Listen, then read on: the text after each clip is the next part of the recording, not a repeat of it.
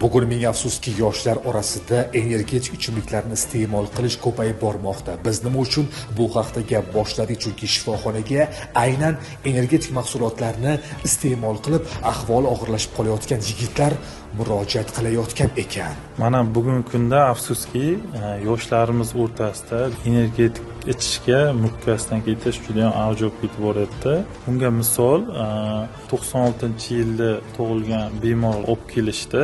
Tekshiruvlar natijasida gemorragik tipda insult aniqlandi. Bu 96-yil uchun juda ham erta hisoblanadi. Anamnezdan so'rasak, taksichilik qilar ekan bemor uxlab qolmasligi uchun 3 ta energetik ichgan. Bizga kelganda 180 ga 110 davleniyada kelishdi. Hushi buzilishi bor edi. Energetik ichimliklar inson tanasining asosan qaysi a'zosiga salbiy ta'sir ko'rsatadi? Yurak, qon tomir tizimiga, o'zi insult kasalligi bo'lgan bemor o'lim bilan yuzma-yuz turadi. Holat xohlagan tomonga o'zgarishi mumkin.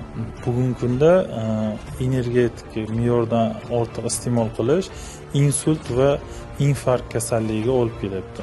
Bu yoshlarda uchraydigani juda ham achinarli. Birinchi navbatda shifokor aytgan barcha tavsiyalarga amal qiling. Energetik mahsulotlarni me'yordan ortiq iste'mol qilish bu sizga kuch-quvvat bag'ishlamaydi. Aksincha, salomatligingiz yomonlashishiga olib keladi.